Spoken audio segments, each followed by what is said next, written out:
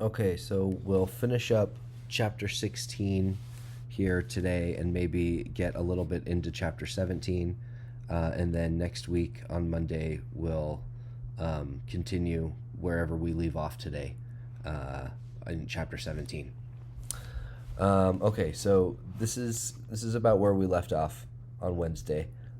We were talking about heterocyclic aromatic compounds and how most of the compounds we had seen up to this point were just hydrogen and carbon aromatic compounds, but we can have heteroatoms in there too. And the complication there is that these heteroatoms, like nitrogen or oxygen or sulfur, they usually have lone pairs. And so the lone pairs sometimes do unexpected things. That was kind of the outcome of our discussion on Wednesday, was that we see a nitrogen, like in this case we're looking at here, that nitrogen has 3 bonds and a lone pair. We would expect that nitrogen to have tetrahedral geometry, or trigonal pyramidal, if we count the lone pair. But still the bond angles would be about 109.5, and we would expect that atom to be sp3 hybridized, that nitrogen atom. However, because it's conjugated, that lone pair is conjugated to the double bonds next to it, that could potentially mean that those electrons are part of an aromatic system. So we see in this compound that pyrrole has these 2 conjugated double bonds. It's a diene, so there's 4 pi electrons in that system.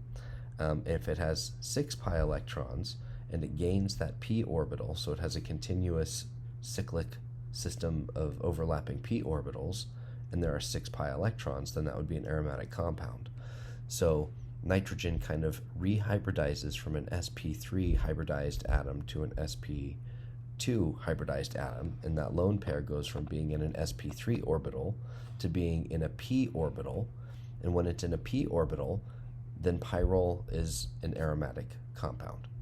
So again, kind of the summary there, the main takeaway point is that sometimes an atom like nitrogen or oxygen or sulfur with the lone pair will be in a hybridization that you don't expect and have a geometry that you don't expect, because if those electrons are either part of an aromatic system, or potentially if those electrons being in a p orbital would cause a compound to be anti-aromatic, then it's also possible that those electrons are not in that p orbital. So for the same reason that a compound kind of bends over backwards in order to become aromatic, it will put its electrons into an unexpected orbital. It will also do what it can to avoid being anti-aromatic. So we'll see some examples where a lone pair, if it were part of a pi system, then it could potentially make a compound anti-aromatic, in which case that atom probably has a different hybridization. So here's an example of aromatic compounds being stable and trying to prevent having chemical reactions that are going to disturb their aromaticity.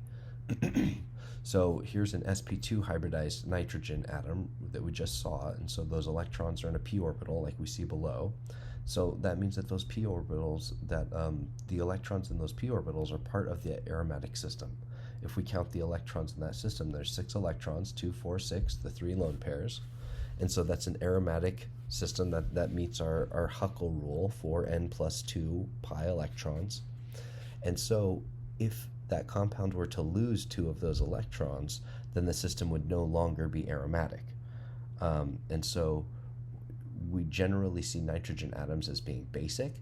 And so generally we would imagine that if we put a nitrogen atom in a solution that was somewhat acidic, that we could protonate that nitrogen atom. Amines, for example, are pretty basic, where nitrogen is sp3 hybridized and that lone pair is in an sp3 orbital. But in this compound pyrrole, the pKb of this compound is 13.6, which indicates that it's a fairly weak base, weaker than we would expect for what looks to be a nitrogen atom with a lone pair similar to an amine. And we see that if we were to protonate it, we make this N-protonated pyrrole on the other side, which is actually a very strong acid with a pKa around nearly 0. So that's nearly similar in strength to some of the mineral acids. And so that's a really strong acid there.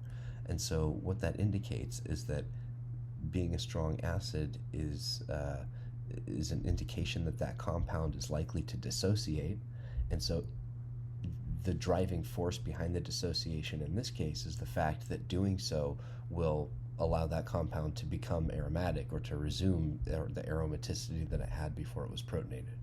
So that's just to say that those electrons on that nitrogen atom that we would otherwise expect to be fairly basic, in this case are not as basic as we would expect, because they're part of that aromatic system.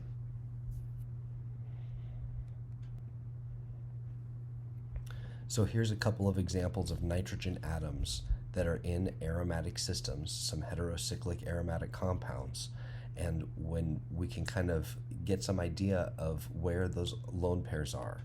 So usually our choices are, if a nitrogen atom is not at all part of a pi system, and it, for example, has an sp3 hybridized atom next to it, then that nitrogen atom that has all single bonds is just going to be a regular amine in that case, and the lone pair of electrons is going to be in an sp3 orbital. So that's possible. In this case, the ones that we're looking at, all of these, none of them are next to an sp3 hybridized atom. If we look at these nitrogens, none of them are next to an sp3 hybridized carbon. So that means that those lone pairs being next to those sp2 hybridized carbons means that they are potentially conjugated. And in this case, depending on whether or not they're part of that pi system and part of that aromatic system, we can determine whether or not they're going to be basic. So generally our options are sp3, the electrons could be in an sp2 orbital, or the electrons can be in a p orbital. So the compounds that we're looking at here are all part of the aromatics. The nitrogen in some fashion is part of that aromatic system. So in pyrimidine, for example, this compound looks like benzene. It's a 6-membered ring, but it has 2 nitrogen atoms in it. But it still has that kind of double single alternating structure, and it has 6 pi electrons, which meets the Huckel rule. So pyrimidine is an aromatic compound. So notice in this case that it says that the lone pairs on those nitrogen atoms are both basic. And what that means is that they are available to be protonated, which means that they are not tied up in the aromatic system. So those lone pairs are not part of the aromatic system, and they don't need to be, because if we look at that compound that looks like benzene, it already has the 6 pi electrons that it needs to be aromatic, 2, 4, 6. So we can determine then that those electrons that are on the nitrogen atoms, those lone pairs, are not part of that aromatic system, and therefore they are available to be protonated. They are as basic as we would expect a nitrogen atom in that case to be. So if we look at the next compound, imidazole, we have 2 nitrogen atoms. One on the left says basic, so that lone pair of electrons on nitrogen 3 is basic, and the one on the right says not basic, that's nitrogen 1. So that means that the lone pair on nitrogen 1 is not going to be protonated to the extent that we would expect if we were just looking at a typical amine, but the nitrogen on the left, number 3, would act as a typical nitrogen atom, even though to some extent it's part of that aromatic system, right? And so imidazole has electrons in the aromatic system, just like pyrimidine does. Those nitrogen atoms are in the aromatic system. There just has electrons in a p orbital, and those electrons that are on the lone pair are in an sp2 orbital. So nitrogen 1, if we look at imidazole, has those 2 electrons, has 2 double bonds, so it has a total of 4 electrons, 4 pi electrons if we count the double bonds. And then there's also a lone pair on that nitrogen atom. And so we can count those, and that would, if we count the lone pair of electrons on nitrogen 1, then that's 6 electrons in the pi system. So we would consider that to be an aromatic system, meeting the Huckel rule. And so nitrogen in that case, that lone pair of electrons is actually in a p orbital, and therefore it's part of the aromatic system like we just saw in the previous slide, and therefore those electrons are not basic. All right, now let's look at purine and see if we can figure out which of the electrons, which lone pairs are basic, which nitrogen atoms are basic, and which nitrogen atoms are not basic. So take a look at purine here for a minute, and take a guess at which ones you think are basic and which ones aren't. Look at the structures that we just went over and see if you can find any similarities.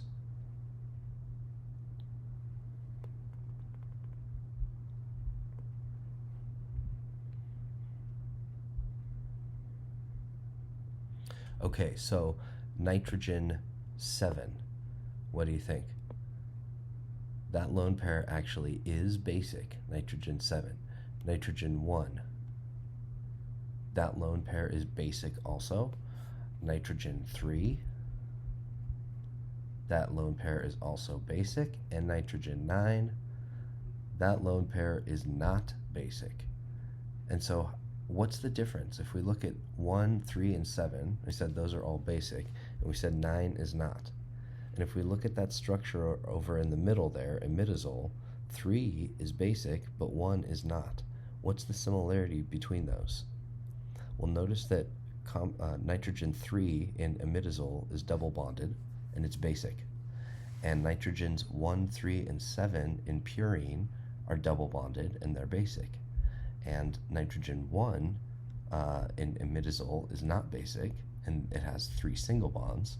And nitrogen 9 in purine is not basic, and it has 3 single bonds. So when a nitrogen atom has all single bonds to it, then it's possible that its lone pair is part of the aromatic system, because we would expect it to be sp3 hybridized, but it might actually be sp2 hybridized. When a nitrogen has a double bond, then we know that it's sp2 hybridized because the double bond contains overlapping p orbitals. It's made by overlapping p orbitals, so that double bonded nitrogen must be sp2 hybridized with an electron in a p orbital, which is creating the double bond. So here's kind of an interesting property that this compound imidazole has, where it has a basic nitrogen and a non-basic nitrogen, right? We just went over that. So the double bonded one is basic. It's sp2 hybridized, and that pair of electrons is in an sp2 orbital. The single bonded nitrogen in imidazole is also sp2 hybridized, but that pair of electrons is in a p orbital. It's part of the aromatic system, so it's not available as a base, or not as available, I should say. Okay, so imidazole can use its basic nitrogen and be protonated at the basic nitrogen. And if you look at the resonance structures there that are created after being protonated, kind of moving that positive charge between the nitrogen atoms, then that compound is symmetric. And so at that point, both of those nitrogen atoms that have hydrogens attached are equally acidic.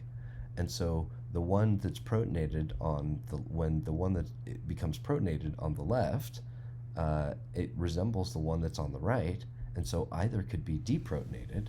And so in a sense, those hydrogens are kind of changing places in imidazole. So it's kind of an interesting thing when we look at that symmetric resonance structure there. Okay, so we've been looking a lot at nitrogen because it has this interesting property where we can get kind of some idea of where the electrons are in the structure by looking at its chemical reactivity, like whether or not the nitrogen is basic, because nitrogens are typically fairly basic. And so when they're not, that's an interesting property of that compound, and it kind of gives us some indication of what's happening with the electrons in those aromatic compounds. But it doesn't have to be nitrogen. We can see here that sulfur and oxygen are also in these 5-membered rings with 2 double bonds. And even carbon, we can look at a cyclopentadienyl anion. We've looked at that earlier. I think we looked at that on Monday, and we drew that molecular orbital diagram. And so even this compound has the same, it's isoelectronic. It has the same number of electrons in the pi system that these others do. So in fact, if we look down below and we look at their kind of 3-dimensional pictures of their orbitals here, we can see that what makes the aromatic system is the two double bonds, and so we've got those 2 electrons in the double bonds, or 2 each, so 4 electrons total, and the 2 electrons that are in the lone pair that happen to be in a p orbital on whatever that heteroatom is. And so we've got those 6 electrons, but it doesn't matter if we're looking at carbon, which would be sp2 hybridized and have a lone pair in a p orbital, or nitrogen, that is sp2 hybridized and has that lone pair in a p orbital, or oxygen, which is sp2 hybridized and has one of its lone pairs in a p orbital and the other in an sp2 orbital, and sulfur, which is sp2 hybridized, except because sulfur is in the 3rd period of the periodic table, it has 3 p orbitals instead of 2 p orbitals. But still, sulfur is going to have one of its lone pairs in an orbital that's parallel to the p system, a 3p orbital, which creates an aromatic system, and the other is going to be in an sp2 orbital, which is at 120 degrees to the framework of the rest of the structure.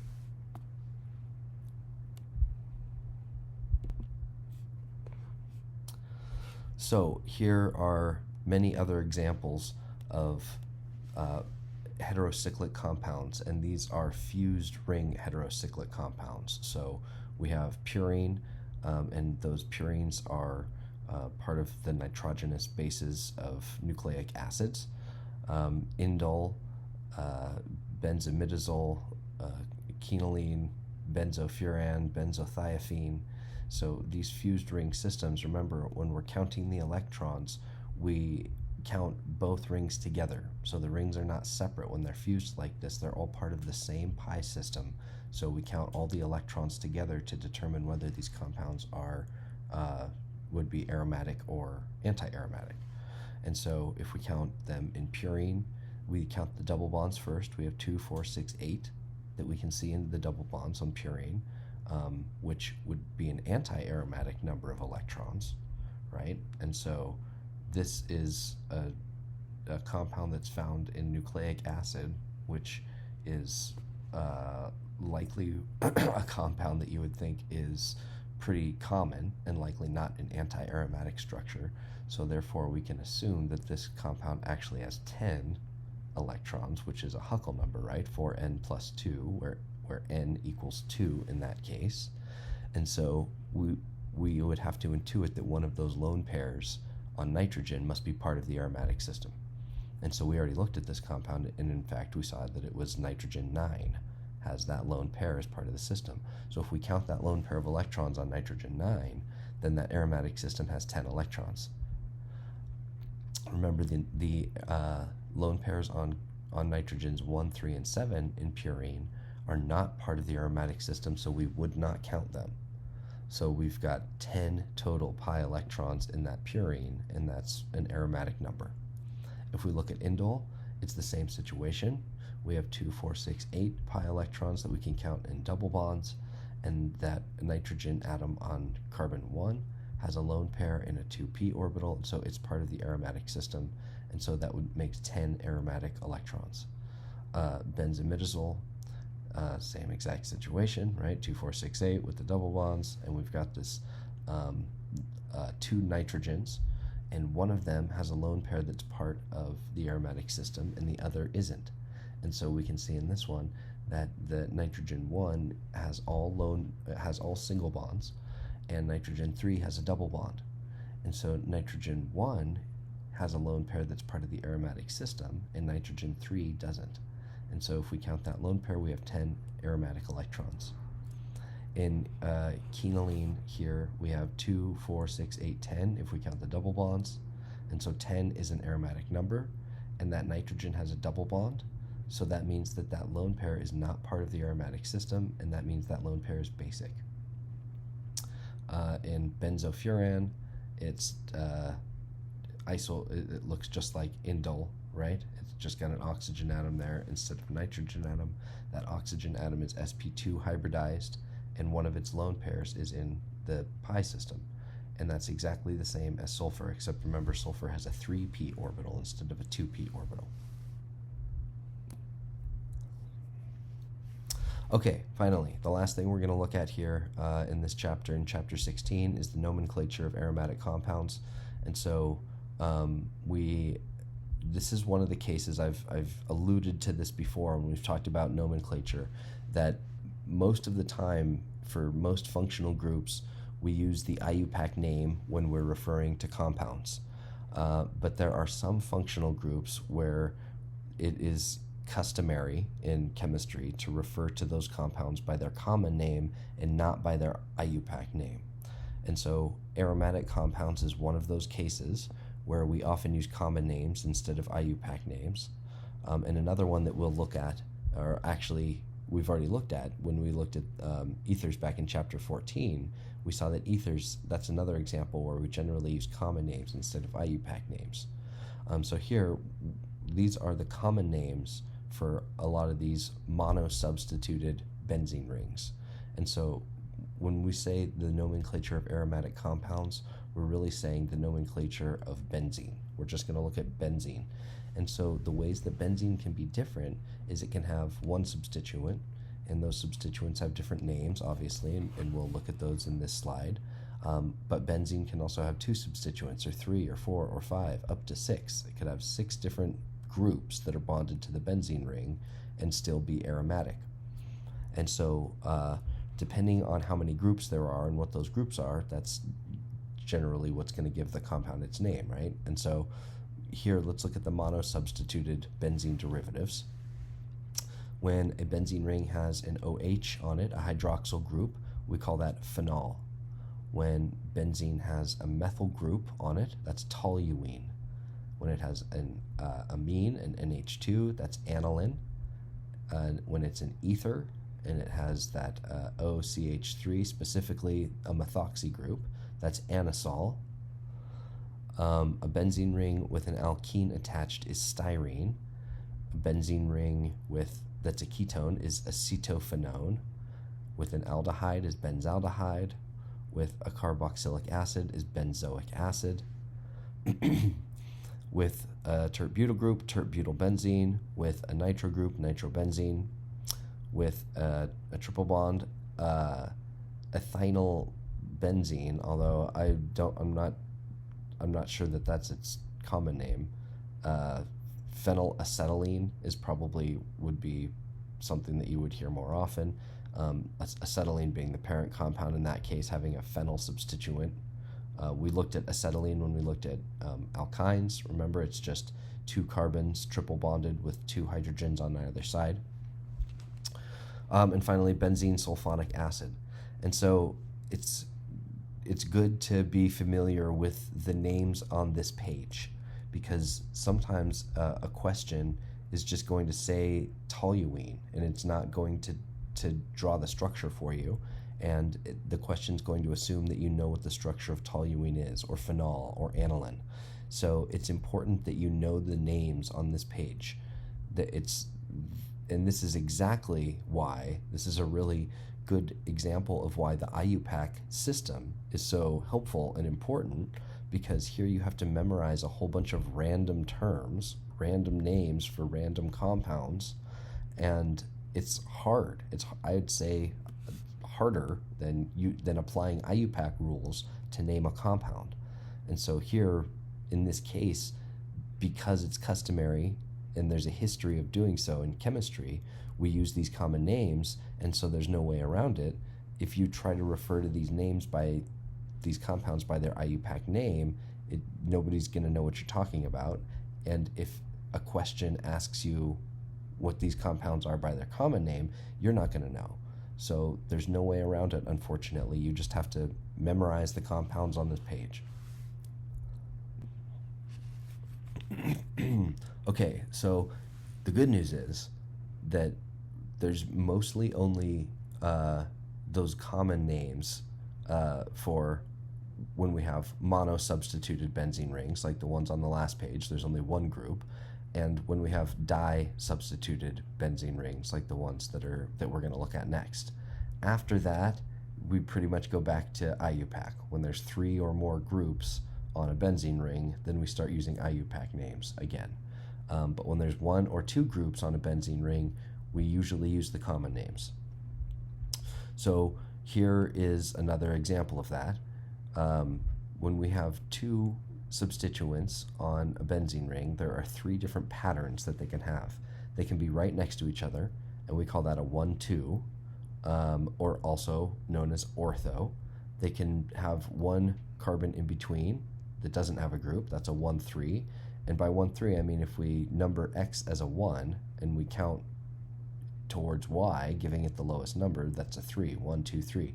Or we can have a 1,4, 1, 2, 3, 4. There's 4 atoms in between those groups.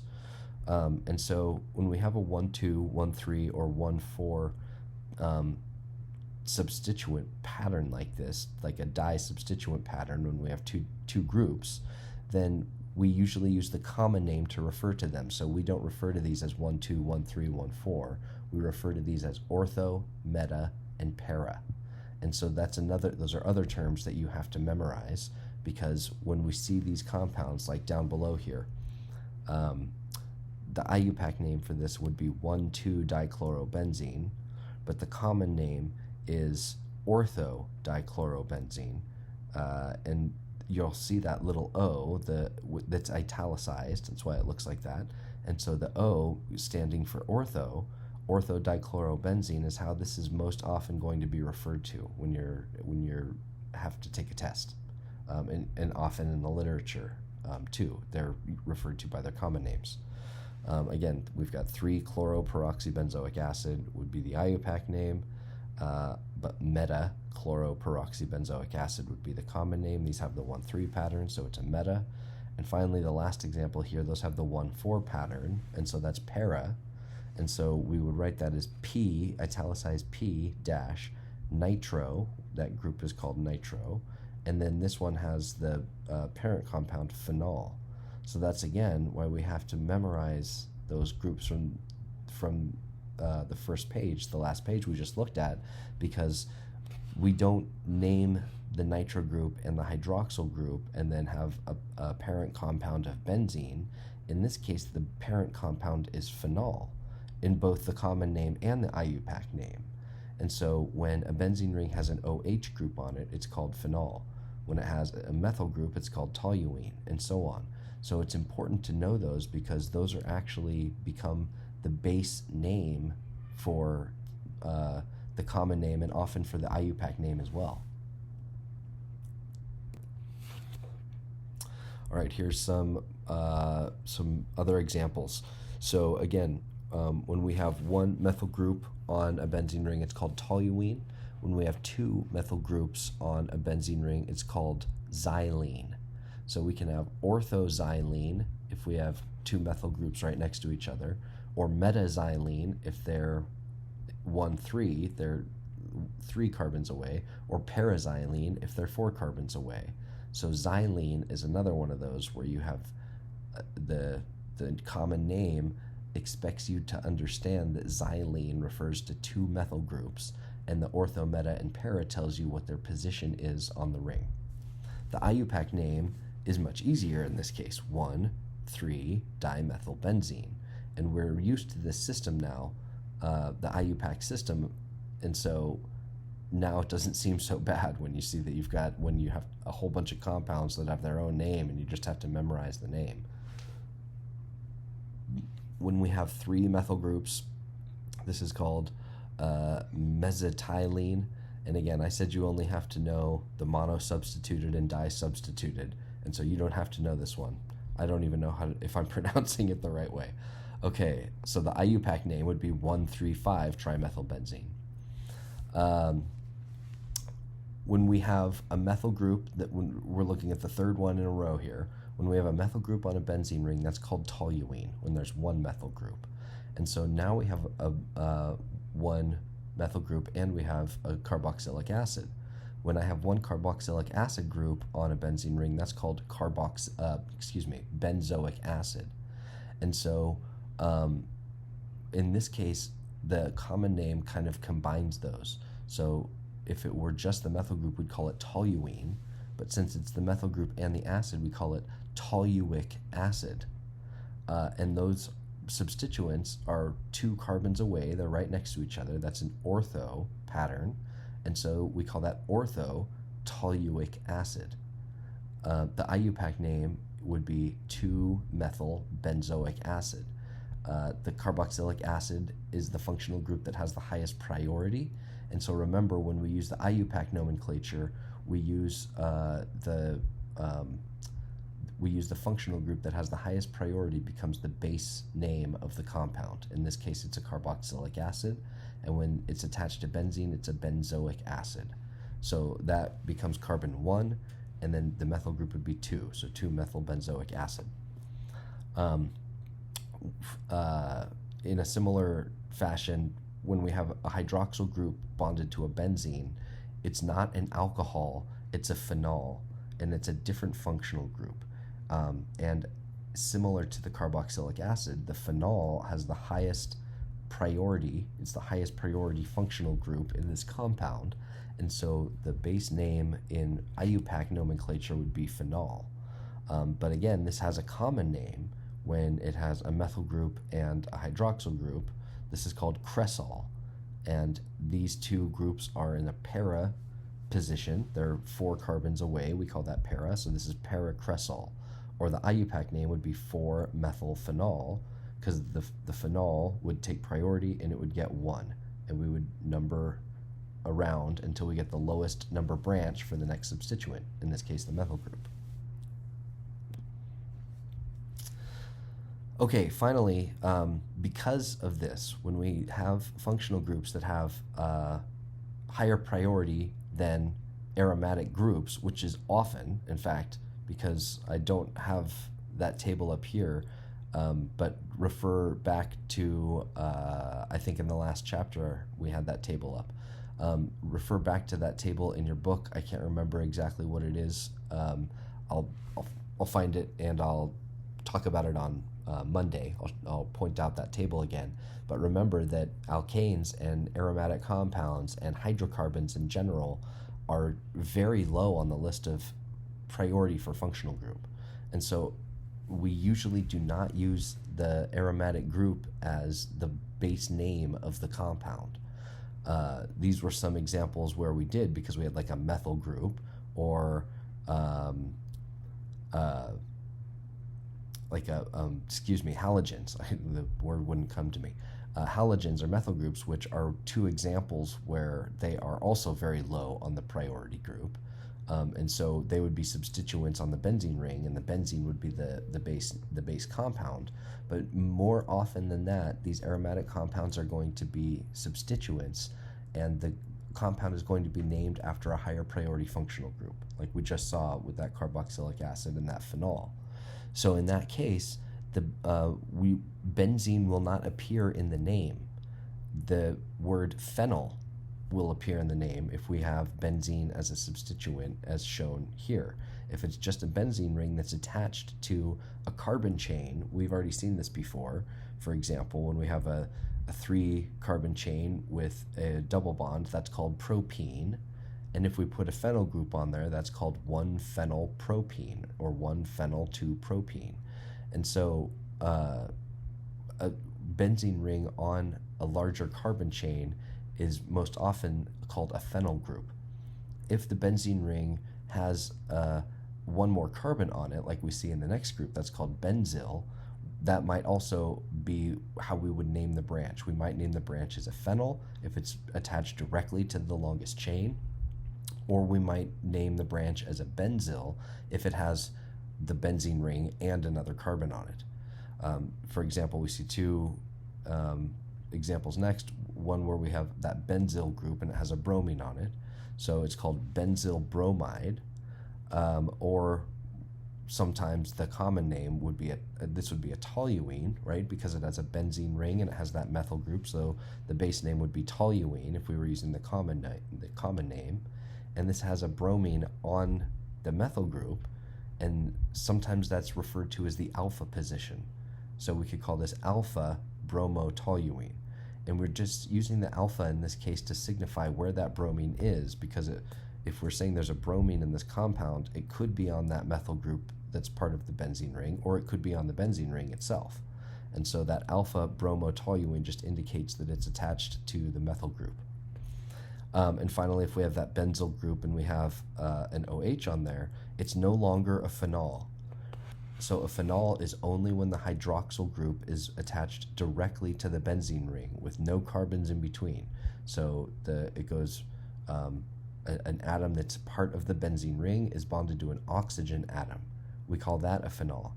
But when the benzene ring, the atom that's in the benzene ring, is bonded to a carbon and then to an oxygen atom, like we see in benzyl alcohol, then that's not a phenol anymore. And so in this case, because it's a benzene ring and it has that carbon group, we might call this benzyl alcohol. We might also call this phenyl methanol. So that's another fun thing about chemistry nomenclature, is that the same compound often has different names. And so you see that a lot in aromatic compounds, unfortunately. And so again, there's no way around it. You just have to look at that chart, the first page of those mono-substituted and some di-substituted. For the di-substituted that you should be familiar with, I would say xylene for sure, that has two methyl groups. They could be ortho, meta, or para. And let's see, I'm trying to think if there's another one.